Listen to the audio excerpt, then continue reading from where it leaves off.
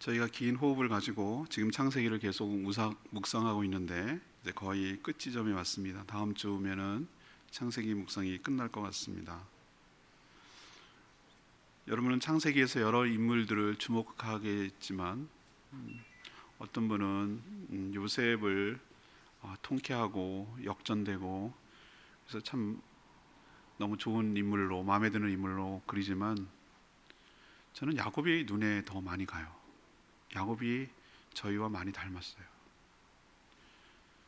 어쩌면 족장 3명이 있는데 아브라함은 토대를 놓고 시작을 놨다면 이삭은 징검다리라고 할 수 있고 야곱에게 와서 이스라엘이라고 하는 나라가 시작되는 시작점을 이루는, 어쩌면 거기서 족장과 나라의 시작이 되는 그런 지점이라고 할 수 있겠습니다.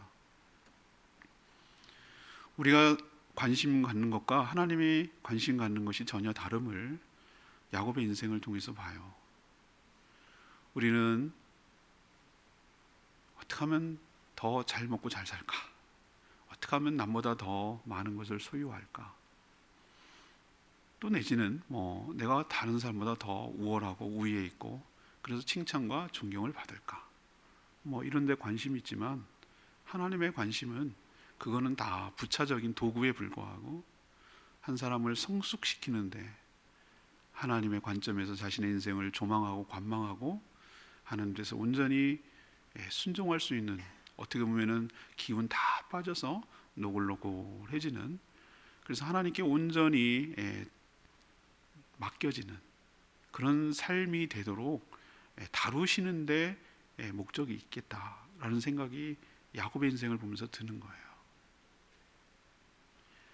여러분 알다시피 야곱은 출발부터, 태어날 때부터가 치열한 우리들의 모습처럼 태어났어요. 자기 형 에서와 출생 경쟁을 했어요. 먼저 태어나려고, 자기가 형님 되려고. 그 어린 것이 태 속에 뭘 알겠어요. 먼저 나오는 형님의 발꿈치를 잡았어요. 자기가 먼저 나오려고. 그것이 안 되니까 팥죽 한 그릇으로 장자권을 사고 자기가 장자를 되려고. 원래 처음부터 안 되는 거잖아요. 순서는 이미 결정됐잖아요. 그런데도 그 축복을 가로채고 받으려고 그렇게 인간적인 꼼수와 꾀와 자기 지혜로 인생을 살아온 사람이에요. 우리 모습 같지 않아요? 그래서 숱하게 형님도 속이고 아버지도 속이고 성공하는 듯 했으나 제가 말씀드렸잖아요. 세상이 그렇게 녹록하냐고. 외삼촌 같은 라반 같은 사람 만나지요. 혹독하게 당하지요. 결혼 속임당해서 7년 14년 일하고 또 나머지 가족들 세우려고 6년 일하고 20년 동안 뼈 빠지게 눈 붙이지도 못하고 죽을 고생하지요. 그리고 돌아와서도 에서 형님 만날 일 걱정되고 외삼촌 따라와가지고 죽이려고 하고, 세겜에서 디나 사건이 일어나서 몰살당할 위기에 처해 있고 요셉 잃어버리고 정말 그의 말대로 험악한 세월을 살아온 것이죠. 그도 이제 나이가 들었어요. 오늘 보면 이제 운명하는 그런 직전의 모습인데 130세, 우리로 보면 참 오래 살았는데 바로 앞에서 자기가 험악한 세월을 살아왔다라고 고백하고 요셉과 바로가 배려한 대로 고센 땅에서 17년을 더 살아요. 그래서 147세에 죽는데 그 마지막의 모습을 보면은, 야곱의 모습을 보면은 그가 정말 많이 성숙해졌구나라는 생각이 드는 거예요. 그걸 어떻게 할 수 있는가? 그가 자녀들을 축복하는 그 말 가운데서 그의 인격과 신앙이 깊어졌다라는 생각이 드는 거예요. 하나님께서 왜 빨리빨리 안 데려가셨을까 이런 생각이 들 때 저는 야곱 보면 우리가 하나님이 더 다루실 면이 있는 거구나, 충분히 다루셔서 성숙시킨 다음에 그때 하나님께서 데려가시겠구나라는 생각이 들어요. 우리는 이미 우리 소속과 우리의 신분은, 우리의 갈 곳은 이미 천국으로 정해진 줄로 믿습니다. 그거는 문제가 안 돼요. 여러분 제발 거기에 관심 갖지 마세요. 어떻게 해야 천국에 갈까? 이런 것을 연연하는 것은 아직도 구원의 확신이 없는 것이. 하나님의 관심과 여러분의 관심이 달랐으면 좋겠어요. 우리는 어떻게 하든지 더 많이 벌고 더 많이 먹고 더 위에 있고 더 다스리고 권력과 욕망에 사로잡혀 살지만 하나님의 관심은 천국에 딱 갔을 때 그런 건 세상에서 가치 있다고 생각하는 것이 얼마나 허접하고 아무것도 아닌 것인가를 알기 때문에 하나님은 오히려 천국 살기에 합당한 사람으로 만들기 위해서 하나님 관심 갖는 것이지, 우리의 관심과 이렇게 달라요. 근데 이제는 야곱이 끝날 쯤 되니까 그런 모습이 조금씩 나타나는 것이죠. 저는 사람이 성숙하고 인격이 성숙하고 신앙이 성숙했다는 걸 뭘로 아냐 하면은 축복이 무엇인가를 아는 거. 축복이라는 가치 있는 거, 자기가 가치 있다고 생각하는 거거든요. 그게 뭔지를 아는 것으로 저는 드러난다고 생각해요. 오늘 야곱의 이 축복하는 장면을 통해서 여러분도 축복이 뭔지, 뭐가 더 내 인생에서 가치로운 것인지에 대한 생각이 바뀌셨으면 좋겠고, 거기에 동의가 되고 나도 야곱처럼 그렇게 늙어가서 인격과 신앙이 더욱더 성숙한 그런 자로 살아가게 되기를 간절히 축복합니다. 그럼 야곱이 뭐를 축복이라고 봤을까? 첫 번째는요, 자신의 신앙을 자손들에게 잘 전수하는 것이 가치 있다고 봤어요. 그게 축복이라고 본 거예요.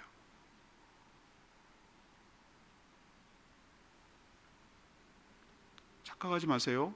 자신의 재산을 아들한테 넘겨주는 것을 축복이라고 여기지 않고요, 자신의 신앙, 자기가 믿는 하나님을 그에게 바톤 터치해 주는 거, 연결해 주는 거, 그 하나님으로 하는 것이 가장 가치 있는 일이라고 그가 생각한 거예요. 이게 자기가 일생 동안 살아오면서 내린 결론이에요.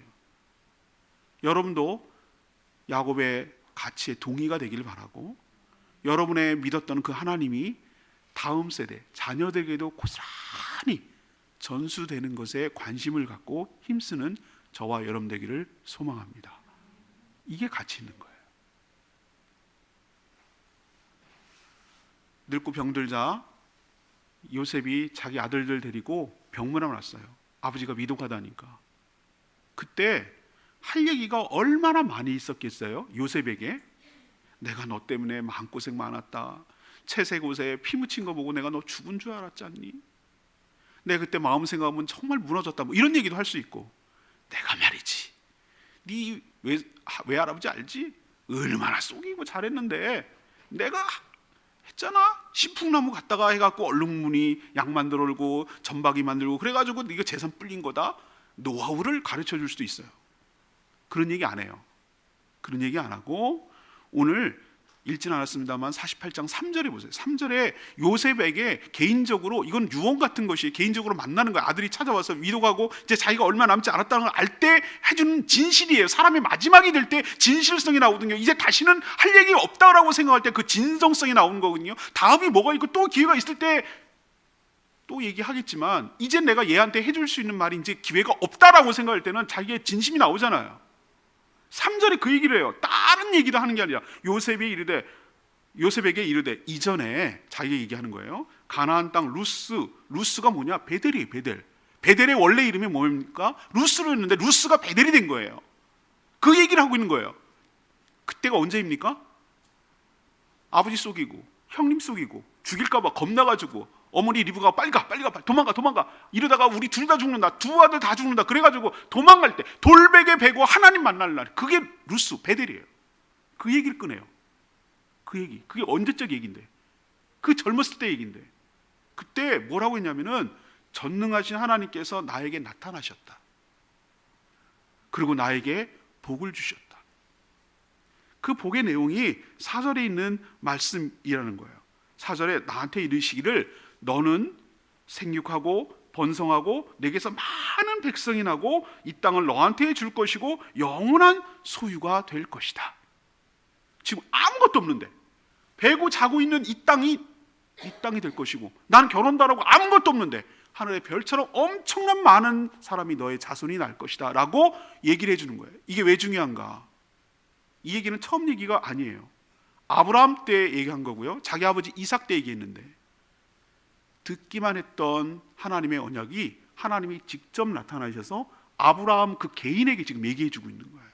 그러니까 한 달이 걸러 두 달이 걸러 그 신앙이 아니라 자기가 직접 하나님을 체험하고 만나서 직접 들은 하나님의 첫 번째 음성이었어요. 그때 야곱이 인격적으로 예수님 하나님을 만나요. 그때 변화가 돼요. 그냥 아버지 할아버지 하나님이 아니라 그때부터 나의 하나님이 되는 놀라운 변화가, 인격적인 변화가 그때 일어나는 거예요. 그 얘기를 전달해 주고 있는 거예요. 사랑하는 여러분, 여러분도 후손과 자손들에게 내가 어떻게 예수님을 인격적으로 만났는지, 그래서 내 인생이 어떻게 바뀌게 됐는지, 그래서 하나님이 나에게 주신 축복이 무엇인지, 그 약속이 무엇인지, 이것을 남의 하나님이 아니라 나의 하나님의 고백이 되길 원하고, 그 하나님을 자손들에게 간증하며 고백하며 전수하며 간증하며 체험하고, 그것을 너도 그런 하나님을 만나서 하나님의 복을 받고 살라고 그렇게 전달하는, 전수하는, 유언하는 저와 여러분 되기를 소망합니다. 그리고 오늘 읽은 15절에 이렇게 얘기해요. 요셉을 위해서 축복합니다. 여러분, 두 아들을 축복하는데, 에브라임과 하는데, 그건 그의 아버지인 요셉을 축복하는 것이기도 해요. 그래서 요셉을 위해서 축복하며 이르기를, 나의 조부 아브라함의 하나님, 아버지 하나님, 이삭이 섬기던 하나님, 나의 출생부터 지금까지 나를 기르시던 하나님, 그 하나님이 이 아이들에게 축복해 주시기를 원합니다 라고 지금 축복하고 있어요. 안수하면서. 이게 뭘 의미합니까? 아브라함 받았던 모든 축복, 그것이 어디로 점프됐냐 하면 이삭에게 넘어갔어요. 통으로. 그게 유산이에요. 그 신앙의 유산이고, 그 이삭이 받았던 모든 축복이 야곱으로 넘어갔어요. 그 야곱의 모든 가졌던 모든 축복이 이제 누구에게 넘어가기를 원하는 거예요? 요셉을 통해서 이 두 아이들에게 흘러가기를 원하는 거예요. 이 선언이 엄청 중요해요. 우리도 농담으로 연애 프로 할 때 너는 어느 라인이야? 우리도 정치인들이나 뭐 할 때 보면은 너는 어느 라인 탔어? 누구 파야? 이렇게 말하는 사람이 있어요. 뭐 개그맨들 이수근이 너는 강호동 파잖아? 뭐 이렇게 얘기해요. 유세 같으면 하하는 너는 유세석 파잖아? 이렇게 얘기하잖아요. 그 라인을 탔다 이거잖아요. 왜 그러냐면 호흡이 맞으니까 같이 콤비를 이루어서 여러 가지를 했단 말이죠. 그거 희한합니다. 편성을 할 때 그 출연자인데도 불구하고 PD한테 자기 의견을 그 정도급 되면은 내가 이 사람 꽂아줘, 이 사람 하고 싶어 라고 하면 그게 연결이 되는 모양이에요. 그 정도로 힘이 센가 봐요, 입김이. 자 보세요, 얼마나 가지치기를 했는지. 아브라함에게 딱 됐던 것이 이스마엘로 갈 뻔한 것은 하나님이 아니라고 하셨어요. 이삭이라고 하셨어요. 이삭이 딱 태어났는데 에서에게 주려고 했어요. 근데 에서 아니라고 그랬어요. 야곱이라고 그랬어요. 보세요, 그게 넘어간 그 축복이 지금 어디 라인으로 들어가기를 원하냐면은 요셉과, 그리고 요셉의 아들 므낫세와 에브라임으로 그 축복이 고스란히 넘어가게 되기를 바라는 지금 연결점을 링크 시켜주고 있어요. 이어주고 있어요. 이 얘기는 바로 요셉, 네가 언약의 전수자인 것이야 라고 지금 선언하고 있는 것이에요. 사랑하는 여러분, 우리가 정말 물려줘야 될 것은 뭐냐면은 그 조상 때부터 내려와서 대대로 믿었던 그 하나님의 축복이, 하나님을 믿는 그 신앙이 자녀들에게까지 그대로 전수되고 그 하나님이 되는 것이 가장 큰 축복인 줄로 믿습니다. 그가 하나님에 대해서 뭐라고 오늘 간증하고 있나요? 15절에 할아버지, 아버지부터 섬겨왔던 그 하나님, 그리고 나를 태어날 때부터 지금까지 나를 길러주신 하나님, 16절에 나를 모든 환난에서 건져주신 하나님. 이 고백은 자기 삶에서 나오는 고백이에요. 여러분도 야곱과 같은 고백을 진실되게 하는 날이 오게 되기를 간절히 바랍니다. 대대로 섬겨오신 그 하나님, 나를 지금까지 길러주신 그 하나님, 내가 힘들고 어려운 환난 가운데도 나를 그때마다 건져주신 하나님, 그 하나님이라고 여러분 입술에도 고백하는 축복이 있게 되기를 원합니다. 그 하나님을 왜 소개하는가? 그 하나님이 똑같은 하나님이 누구에게? 이 자손들에게도 그대로 임하게 되기를 원하는 거예요. 길러주시고 환난에서 건져주시고 그 하나님만을 섬길 수 있는 자손이 되도록, 이 에브라임과 므낫세가 그렇게 되기를, 우리의 자손들이 그렇게 하나님만 섬기고 하나님과 동행하며 하나님의 축복으로 살아가는 그런 사람으로 되기를, 그게 가장 가치 있고 중요하다는 것을 야곱은 지금 깨닫고 전달하고 있는 것이에요. 그리고 16절에 있는 말씀대로 이들로 내 이름과 내 조상 아브라함과 이삭의 이름으로 칭하게 하시며 번성하게 되기를 원한다고 그랬어요. 전 이 대목이 가장 큰 축복이라고 생각해요. 너희들이 어디 가서 칭했을 때 아브라함의 하나님, 이삭의 하나님, 야곱의 하나님의 자손이야 내가 라는 것을 호칭을 쓸 수 있도록 권한을 주는 거예요. 이 얘기는 뭐냐면은 그 라인을 탔다는 얘기예요. 그래서 이들은 이스라엘 백성들을 고백할 때마다 뭐라고 고백하냐면은 살아계신 하나님을 소개할 때 아브라함의 하나님, 아브라함이 함께 하시고 그 축복을 주시고 토대를 줬던 하나님, 이삭의 하나님, 그리고 야곱의 하나님의 우리는 후손이야 라고 그 신앙을 그대로 우리는 이어받았어. 그 칭호를 누가 주냐면 야곱이 너에게 줄게 라고 말하는 것이거든요.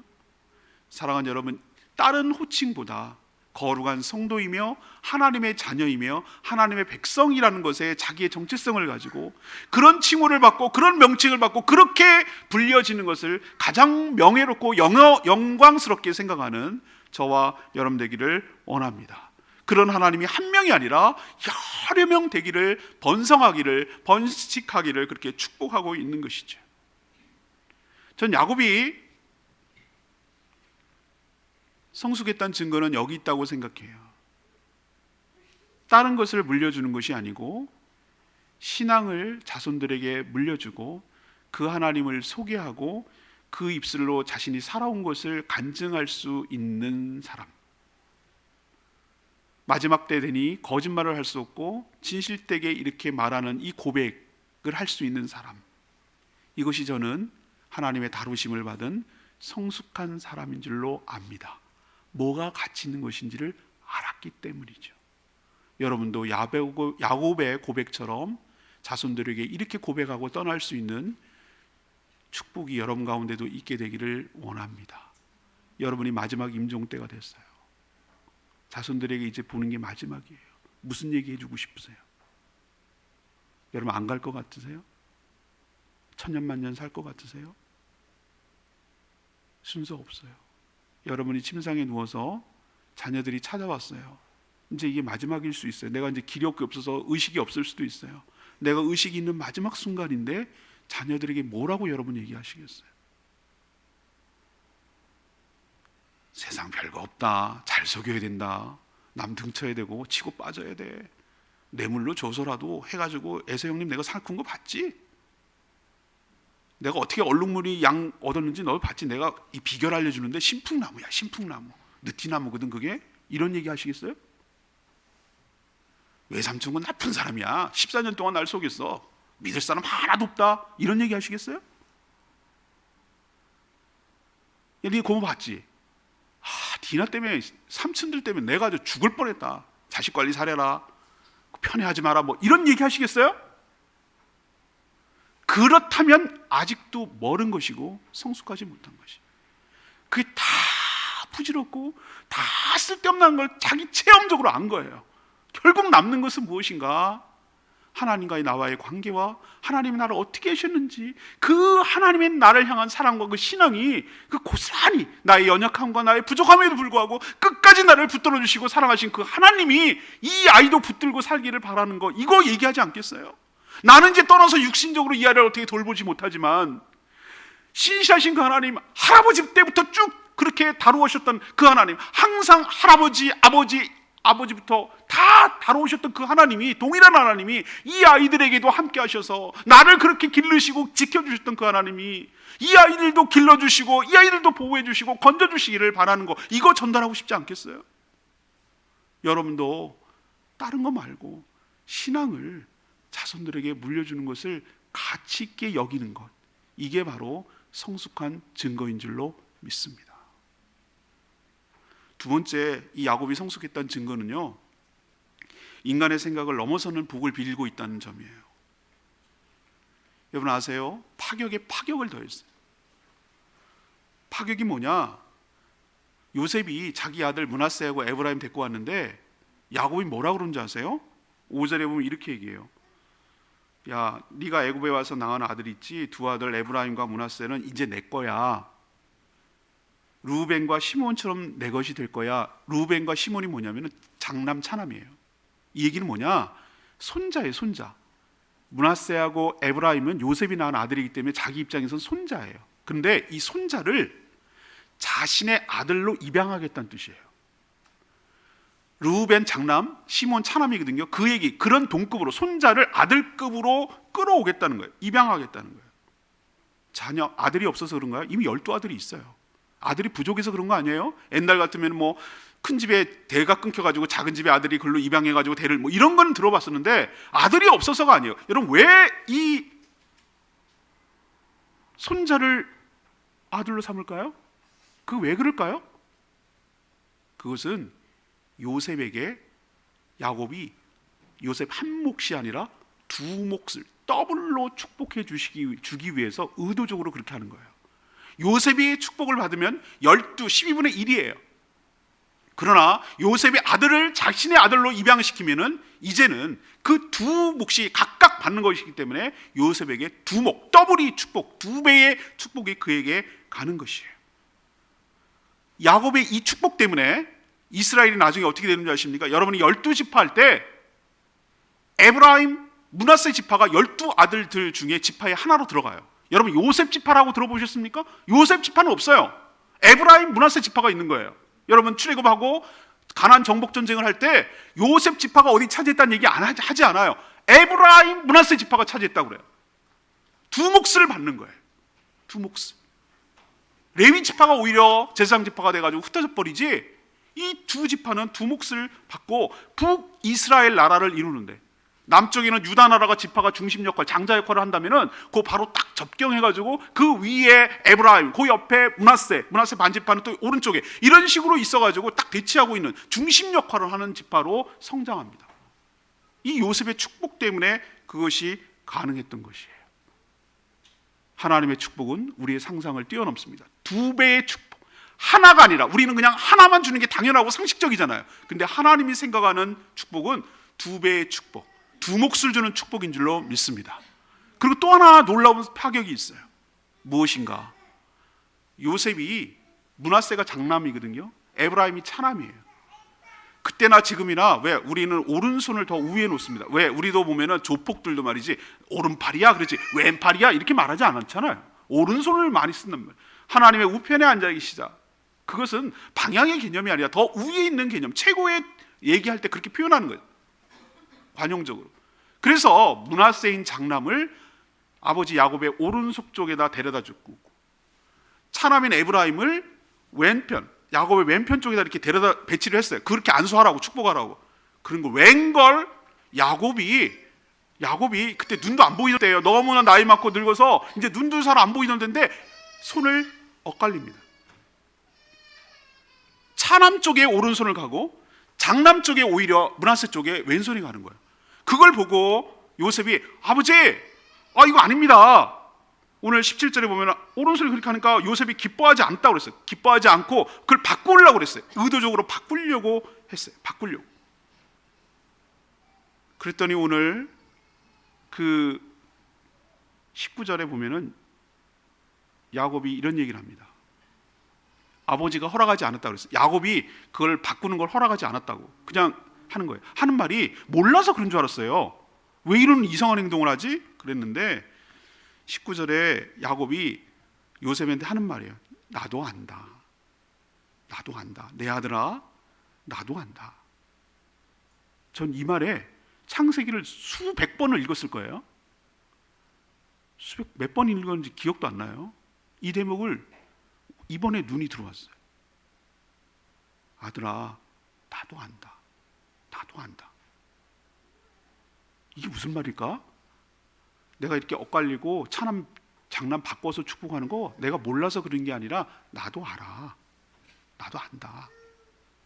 알지만 이 둘 축복하는데 둘 다 잘 될 거야. 그렇지만 아우가 더 크게 잘 될 거야 라고 차남 장남을 바꿔버리는 축복을 의도적으로 했다는 얘기예요. 여기서 제가 하나 깨닫는 게 있어요. 요셉은 우리 같은 생각을 해요. 상식적인 생각이죠. 장남이 잘 돼야 집안을 일으키고, 장남이 잘 돼야 동생들 잘 챙기고, 장남이 잘 돼야 그 집안이 잘 된다고 생각하고, 이왕 축복을 받을 거면 장남 므낫세가 더 축복을 받아서 잘 되기를 바라는 것이 요셉의 생각이고 우리의 생각이에요. 근데 하나님의 생각은 그렇게 아닐 수도 있다는 거 여러분 인정하시고 깨달을 때 축복이 임하게 될 줄로 믿습니다. 하나님은 우리의 생각을 훨씬 뛰어넘는 파격적인 하나님이신 것을 여러분이 기억하셔야 돼요. 우리는 한몫이면 만족해요. 우리는 장남이면 만족해요. 그러나 하나님의 축복은 그렇지 않아요. 우리에게 두 몫을 주기 위해서 우리를 인도하시고 우리를 의도적으로 알기 위해서 거꾸로 축복하시고, 그래서 이쪽 장남이 그러면 망하는 것이냐? 아니요. 므낫세도 잘 될 것인데 그에 비해서 아우가 더 큰 민족이 될 것이야 라고 그 순서를 바꿔요. 그래서 이때부터 므낫세하고 에브라임이 12지파에 올라갈 뿐만 아니라 분명히 순서는 므낫세가 장남 형님인데 하나님께서 거꾸로 바꿔요. 그래서 이스라엘이 이 이후부터는 뭐를 앞세우냐면 에브라임 므낫세라고 바꿔요. 에브라임 므낫세 갖게 하기를 원하나이다. 이 얘기는 뭐냐면은 이 관용구가 왜 나오냐면 이제부터는 하나님이 생각하시는 축복은 우리의 생각을 훨씬 뛰어넘어서 훨씬 풍성하고 우리의 상식을 뛰어넘어서 훨씬 큰 축복을 주기 위하여 우리를 이끌어가고 있다라는 상징적인 사건으로 이 사건을 보는 것이에요. 근데 제가 아까 나도 안다, 내 아들아 나도 안다, 왜 이 말에 은혜가 됐다고 그랬죠? 우리는 요셉과 같이 하나님께, 아버지 야곱이 하나님이라 한다면 우리는 요셉과 같이 하나님께 요구하고 고치려고 할 때가 많아요. 하나님 그거 아니에요. 얘가 장남이에요. 얘를 축복하셔야죠. 하나님 지금 눈이 어두신가? 왜 그걸 잘 모르세요? 이렇게 하는 왜 이게 힘들게 왜 이렇게 하세요? 내가 일부러 다 갖다 받쳐놨는데, 딱딱 맞춰놨는데 왜 이렇게 하세요? 라고 우리도 하나님께 얘기할 때가 있다 이거예요. 근데 하나님께서 저에게 들려주실 레마의 말씀이 이거였어요. 우리가 들어야 될 말씀이 이거예요. 나도 안다. 이 상황을 내가 모르는 게 아니야. 내가 너보다 눈이 더 어둡고 깜깜하고 그래서 그런 게 아니야. 내 아들아 나도 안다. 날 가르치려고 하지 마라. 내가 계획이 있어. 내가 더 큰 축복을 주기 위해서 생각한 게 있어. 하나님의 축복은 우리의 상식을 뛰어넘는 줄로 믿습니다. 난 이 정도로 만족했는데 하나님은 두 몫을 주기를 원하시고, 난 이렇게 하는 것이 축복이라고 생각했는데 하나님은 더 큰 계획을 가지고 우리의 자손과 우리를 축복하기 위해서 다 나름 계획을 하고 알면서 의도적으로 그렇게 축복하여 주실 줄 믿습니다. 이걸 아는 것, 이걸 받아들일 줄 아는 것, 이게 성숙한 것인 줄로 믿습니다. 이걸 모를 때 야곱은 어떻게 살았죠? 장남이어야 축복을 받는다고 생각하니까 애서 속이고 팥죽으로 하고 그렇게 산 거예요. 라헬도 드라빔을 훔쳐야 내가 이 축복을 받는다고 생각하고, 라헬 언니를, 레아 언니를 갖다가 자녀를 많이 낳아서 이겨 먹어야 내가 축복을 받는다고 생각을 하고, 우리는 하나님께서 생각하시는 것은 인간의 상식과 이 생각을 훨씬 뛰어넘는 축복을 우리에게 주신다라는 것을 깨닫지 못하면 하나님마저도 내 식으로 조종하려고 하고, 하나님마저도 내 뜻대로 굴복시키려고 하고, 이거 아닌데요? 이거 이렇게 하는데요? 이렇게 얘기할 때가 얼마나 많은지 모른다 이 말이에요. 여러분 기억하셔야 돼요. 뭐가 성숙이냐? 하나님의 섭리와 하나님의 주권을 인정하고 그 모든 되어진 것들을 믿음으로 받을 수 있는 축복. 이렇게 해도 하나님은 나를 복되게 하시고, 우리는 사람의 생각과 상식은 세상의 원리는 장남이 받고 한몫을 받고 이렇게 하는 경우지만 하나님은 그보다 훨씬 더 뛰어난 생각을 가지고 우리의 모든 것들을 다 뒤집어 엎으셨어. 파격에 파격을 얹으셔서 손자를 자녀로 삼아주시고 거꾸로 하시고, 이렇게 모든 것을 야곱은 경험했어요. 내가 차남임에도 내가 더 축복하시고, 내가 인생을 그렇게 쏘개왔는데도 나를 더 복주시고, 이것을 자기가 체험했기 때문에 요셉에게 하는 말이에요. 안다. 아들아, 내 아들은 나도 안다. 사랑하는 여러분, 저는 성숙이 뭔가 인생과 사람을 내 관점에서 보는 것이 아니라 하나님의 관점으로 볼 수 있는 눈이 열리는 것, 그걸 관조할 수 있는 것, 그것을 볼 수 있는 눈이 생기는 것이 저는 성숙한 거라고 생각하고, 이것이 진정한 축복인 줄로 믿습니다. 뭐가 잘 될지 아무도 모릅니다. 여러분 명심하십시오. 나중된 자가 먼저 될 수 있는 줄로 믿습니다. 먼저 된 자 모태신앙 장담하고 확신하지 마세요. 나는 내 당대의 예수를 믿었다고 그렇게 오랫동안 예수 믿은 사람에 비해서 못하다고 여러분 생각하지 마세요. 하나님의 생각은 파격이에요. 훨씬 상식을 뛰어넘고 하나님이 하시고자 하면은 여러분을 축복하여 주실 줄 믿습니다. 선줄로 생각하는 자 넘어질까 조심해야 되고, 맨날 엎어져 있는 자 맨날 엎드려 있지 않아요. 언제 벌떡 일어나가지고 또 하나님께 붙들려서 정말 주의 일을 잘 감당할 줄로 믿습니다. 나중에 늦게 예수 믿었는데 불꽃처럼 타오르며 멋지게 인생을 살다 갈지 아무도 몰라요. 처음에는 출발은 좋았으나 그냥 그 과정이 별고 끝에가 용두사미로 끝나는 인생이 될지 아무도 몰라요. 누구도 몰라요. 그러나 하나님은 아세요. 내가 안다. 나도 안다. 그런 여러분, 좌절할 것도 아니고 교만할 것도 아니에요. 하나님께 붙들리면 우리의 생각과 상식을 뛰어넘는 축복이 여러분 가운데 있을 수 있다는 것 기억하시고 믿음으로 살아가는 저와 여러분 되기를 소망합니다. 이게 성숙한 증거예요. 세 번째는요, 현실에 안주하지 않고 약속의 땅으로 가는 것. 이게 이 사람이 성숙했다는 증거예요.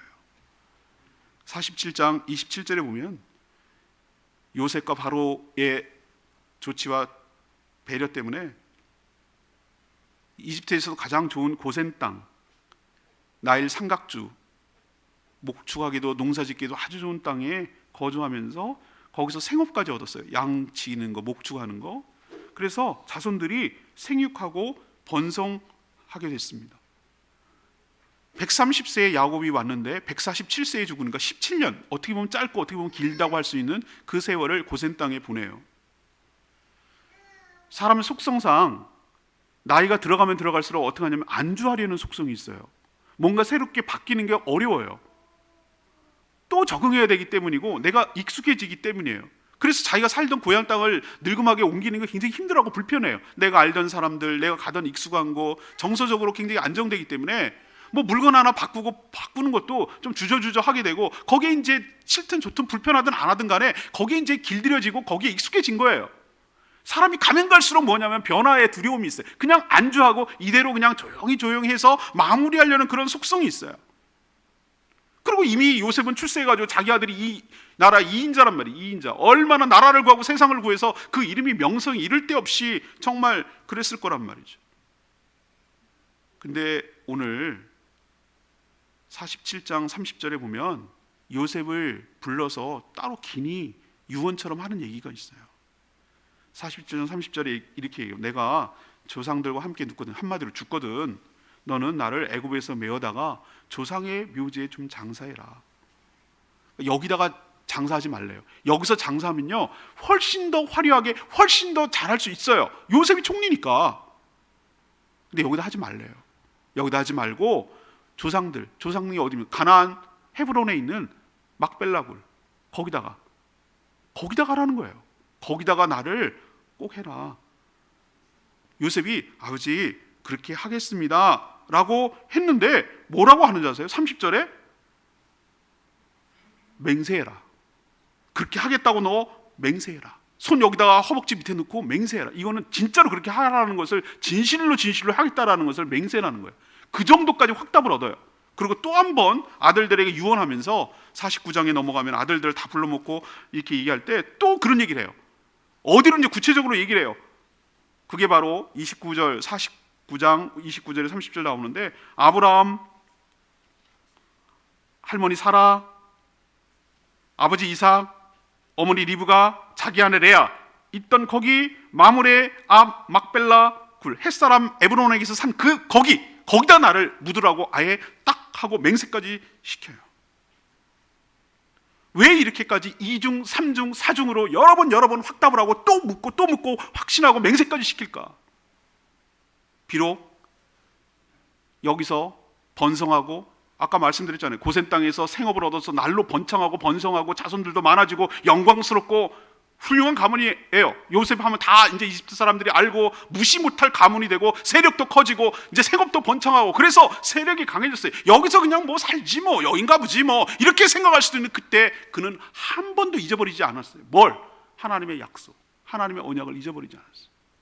자기가 루스 땅 베델에서 누워 잘릴 때 하나님이 하셨던 얘기. 이 땅, 네가 누워 자던 이 땅이 너와 너의 후손의 땅이 될 것이야.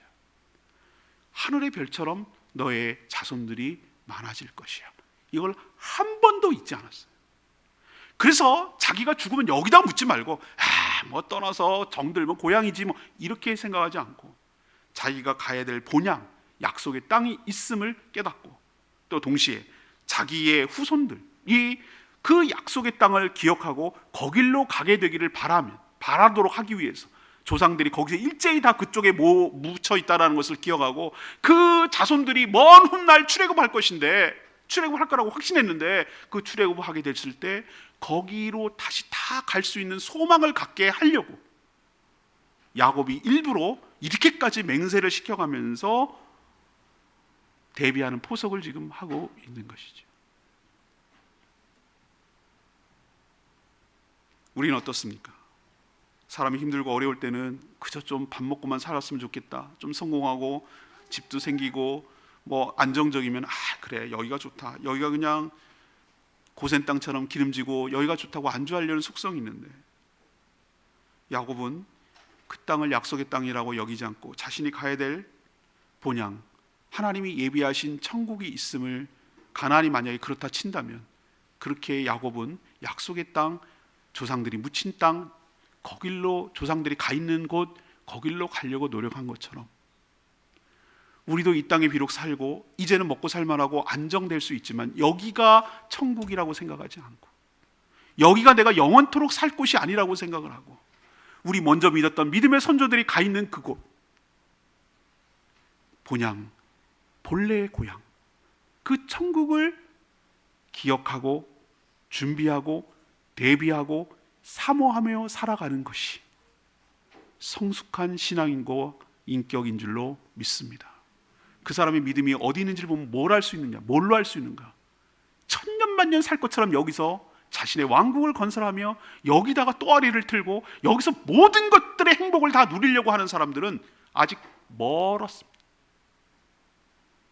그렇다고 염세주의적으로 그냥 대충 살아 이렇게 하라는 얘기가 아니에요. 이 땅에 있는 동안에 하나님 살아야죠. 하나님 앞에 맡겨진 사명은 잘 감당해야죠. 그러나 어떤 자세를 취해야 되는가? 언제 하나님이 부르셔도 이상하지 않고 언제 나를 데려가셔도 데려갈 것인데 거기 갈 준비를 하며 거기를 대비하며 거기다가 천국에다가 보화를 쌓으며 살아가는 그 태도, 그 모습이야말로 이 사람이 신앙이 인격이 성숙했구나, 그게 가치 있다는 것을 아는구나 라는 것을 깨닫게 될 줄로 믿습니다. 여러분도 천국을 소망하며 살아가는 복된 인생 되기를 축복합니다. 제가 어줍지 않은 시를 썼는데요, 그래갖고 우리 주보에도 발표도 하고 그랬는데 노을, 석양을 보면서 사진도 찍고 시를 이렇게 쓰는 걸 제가 나중에 책 내고 싶은 그런 소망이 있었어요. 노을을 바라보면서 시인의 눈으로 바라봤을 때 그 노을의 맛을 막 붉게 타오르는 모습이 인생의 마지막처럼 보여서 멋졌어요. 해가 중천에 있을 때도 환해서 좋지만 저는 마지막 그 떨어지는 모습이 인생의 마지막 모습이라고 친다면 그 모습이 그렇게 아름답더라고요. 그리고 제가 그런 표현을 썼어요. 사람이 나이 든다는 것, 그것은 늙어가는 것이 아니라 익어가는 것이다. 여러분, 그 뉘앙스는 엄청 달라요. 늙어가는 것은 아니고 우리도 익어갔으면 좋겠어요. 석양의 노을이 그렇게 아름다운 것처럼 마지막까지 자신의 선한 영향력을 비치고 자기가 인격과 신앙이 붉게 물들고 빛났으면 좋겠어요. 끝까지 붉게 물들다가 뚝 떨어졌으면 좋겠어요. 그 마지막 모습이 아름다운 모습이 됐으면 좋겠어요. 여러분도 그렇게 살아가는 복이 있으려면 진정한 축복이 뭔지 알아야 돼요. 여러분에게 도전합니다. 여러분에게 신앙을 물려주는 것이, 자손들에게 물려주는 것이 최고의 유산이고 자손들이 신앙으로 잘 살아갈 수 있도록 양육하고 전수하는 것이 가장 가치 있는 일임을 기억하시고 다른 거 물려주지 마시고 신앙을 물려주는 저와 여러분 되기를 소망합니다. 두 번째는 각각 하나님의 계획이 다르고요, 각각 하나님의 분량이 다 달라요. 비교 좀 하지 마세요. 잘하면 안 된다, 한 몫이면 충분하다. 여러분의 상식과 생각을 좀 뛰어넘으세요. 하나님은 훨씬 더 파격적인 축복을 여러분에게 하실 줄로 믿습니다. 여러분이 하나님을 제한하지 마세요. 하나님은 여러분보다 생각이 한 수, 두 수, 몇 수가 뛰어나신 분이에요. 하나님이 하려고 하면 여러분에게 축복하여 주실 줄 믿습니다. 제발 하나님을 자기 생각으로 가두지 마세요. 하나님은 내가 안다. 내가 몰라서 그러니? 아들아, 내가 알아. 내가 알아. 다 생각이 있다. 내가 다 계획이 있어. 여러분도 하나님의 그 뜻에 순복할 줄 알고 받아들일 수 있는 믿음의 수준까지 올라가게 되기를 바랍니다. 이게 성숙한 거예요. 마지막은 뭐죠? 본향, 천국, 썩어질 여기의 것에 제발 좀 연연하지 마세요. 다 두고 갈 겁니다. 제가 많이 장례식 하면서 봤습니다. 최근에 장례식도 좀 봤습니다. 저는 얼마나 축복받은 사람인지 몰라요. 왜 축복이냐 하면 장례를 너무 많이 봐. 여러분은 가족들, 일가족들 이렇게 몇 번 볼지만 저는 수없이 많이 봤어요. 한 줌 재로 변하는 것을 보면서 저는 인생의 허무함을 느껴요. 얼마나 가치 없는가. 이러려고 살았나. 이런 생각이 훅 들어올 때가 있어요. 좁은 관이면 내가 누울 땅이 충분해요. 많은 땅 필요 없어요. 다 놓고 가.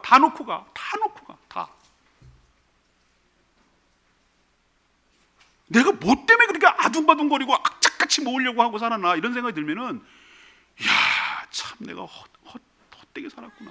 내가 뭐 때문에 살아야 되는지, 어디다 가치를 둬야 되는지 그거 보면서 많이 깨닫습니다. 제발 좀 이 땅에다가 연연하지 마시고 천국 갈 준비하시고 천국에서 만날 준비하시고 천국에다 마음 두시고 천국에다 보화를 쌓고 살아가는, 야곱처럼 여기가 아니라고 조상에다 묻혀달라고 하는 그런 고백과 이사할 준비를 하고 이주할 준비를 하고 거기서 영원히 살 준비를 하는, 그게 성숙하신 것임을 기억하고 본향 갈 준비를 하며 살아가는 저와 여러분 되기를 소망합니다. 오늘 말씀 붙들고 기도하기 전에